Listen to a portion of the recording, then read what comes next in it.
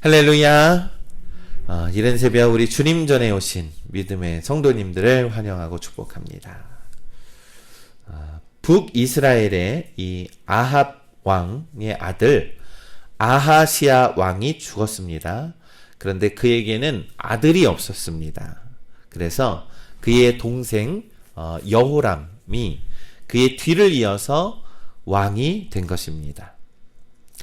이때 남유다의 왕은 여호사밧 왕이었습니다. 여호사밧은 남유다에서 18년을 통치하고 있었던 때입니다. 이 북이스라엘 여호람 왕이 그의 아버지 아합이 만든 이 바알의 우상을 철거하였습니다.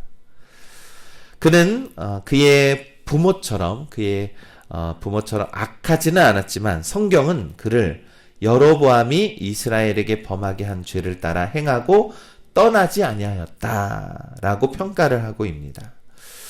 그러니까 눈에 보이는 우상들은 철거하였을지라도 여전히 여로보암이 저지른 우상 숭배의 죄에서 완전히 돌아서지는 못했다라는 그러한 평가를 내리고 있습니다.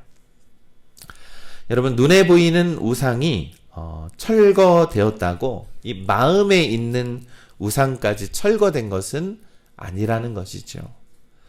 이 외적인 결단은 이 마음의 결단으로 이어져야 하는 것입니다.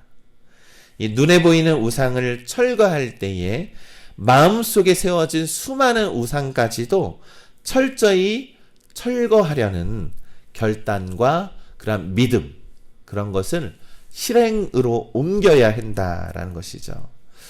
여러분, 이것은요, 행함이 없는 믿음과 같은 것입니다. 결단과 믿음은 우리가 그냥 마음으로 할지라도 우리 안에 있는, 심령 안에 있는 우상을 완전히 깨뜨리는 것. 그러니까 행함 없이 눈으로만 보이는 경건함을 하나님께서는 원하지 않습니다. 우리의 중심을 보기 때문입니다. 이때 이 모압이 등장을 합니다. 모압은 이 다윗 왕 때에 사실 이스라엘의 속국에 있었던 그런 나라입니다. 그래서 이스라엘의 조공을 바쳤던 나라였습니다. 그러다 아합 왕 때에 이 모압과의 전쟁이 많이 있었죠. 그래서 모압 왕이 아합 왕 때에 이스라엘 왕을 배반을 했습니다. 그래서 전쟁이 빈번하게 일어났습니다.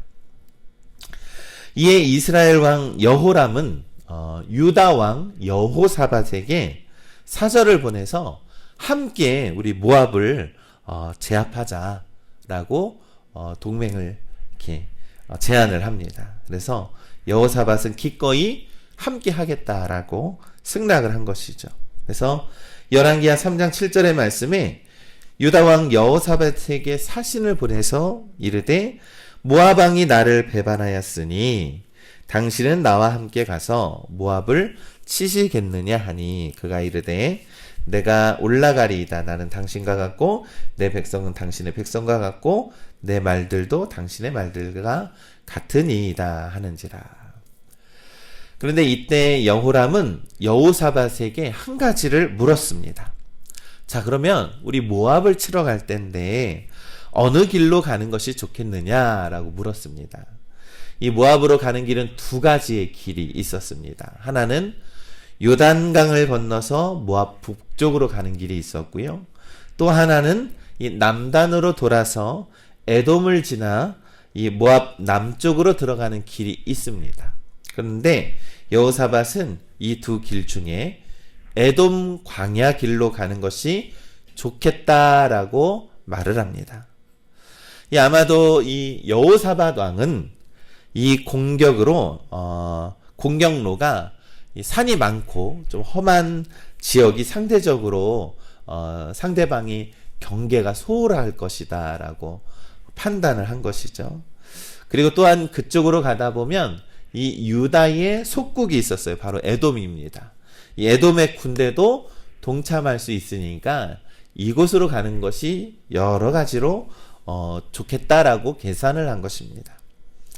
그가 기대했던 대로 이 에돔은 연합군과 이 합류를 합니다.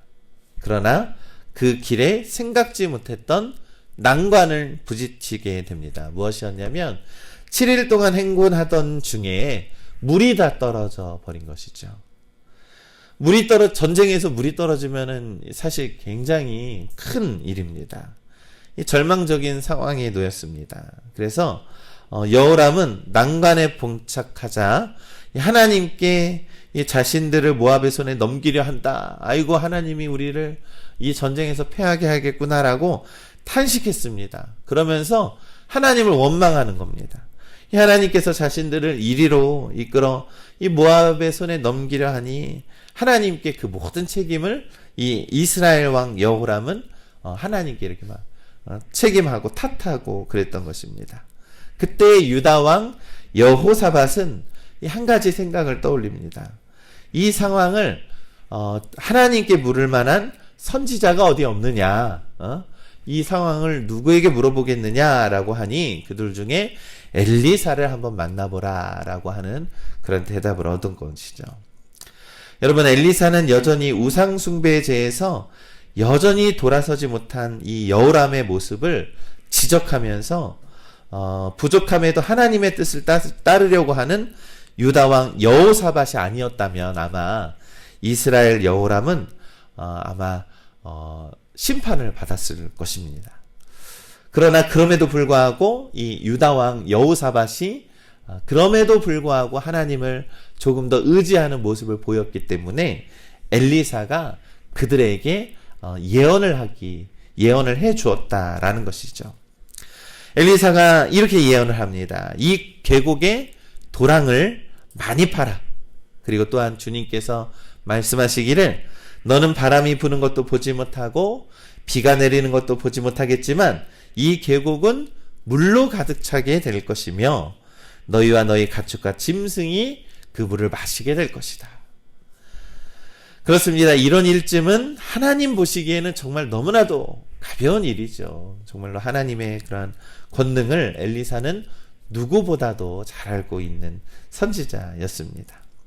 그리고 또 예언을 합니다. 하나님께서 이 모압을 당신들의 손에 넘겨주실 것입니다. 라고 말을 했습니다. 그 예언대로 다음날 아침에 하나님께 제사를 드릴 때에, 하나님께 예배를 드릴 때에 그들에게 기적과 같은 일들이 일어납니다. 물이 에돔 쪽에서 흘러나와 땅에 가득하게 되었더라 라고 성경은 말씀하고 있는 것이죠. 또한 이 연합군은 이 모압을 쳐서 드디어 이 모압과의 전쟁이 빈번했습니다. 그러나 그 모압을 쳐서 그 성읍을 파괴했고 이 옥토에는 돌을 던져 돌로 가득 채웠다.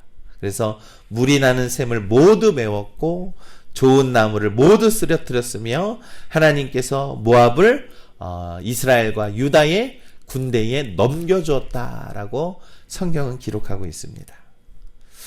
우리 믿음의 성도 여러분, 오늘 이 말씀을 통해서 우리는 한 가지 생각해 보게 되는 것은 우리가 어떤 선택에 앞서서 무엇이 최선의 결정인가라고 하는 것입니다.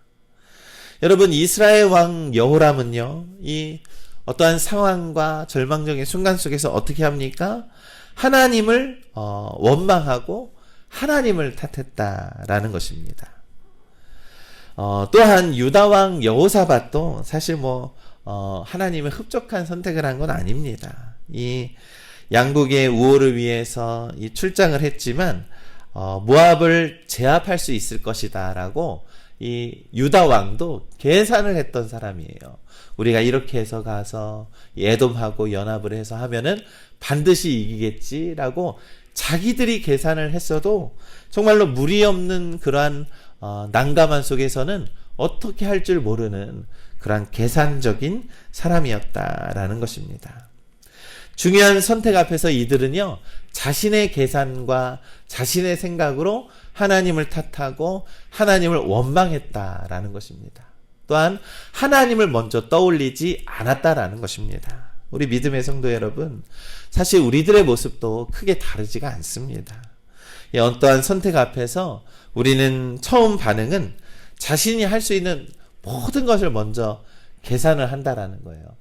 먼저 하나님을 떠올리지 않고 내가 이 상황에서 무엇을 할 수 있을까라고 하면서 우리가 먼저 계산을 한다라는 것입니다.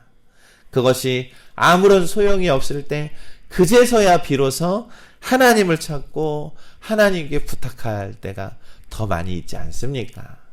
그러니 우리 믿음의 성도 여러분, 정말로 어떠한 결정을 해야 할 때, 또한 어떠한 상황이 펼쳐졌을 때 가장 먼저 하나님을 생각해야 한다라는 것입니다. 여러분, 우리가요, 분주하게 많은 일들이 있을 때요, 중요한 일을 먼저 하기 시작을 합니다. 이처럼 우리의 인생에서 가장 중요한 것이 무엇인가? 그러니까 이러한 상황과 이러한 어려움 속에서 드러난다라는 거예요.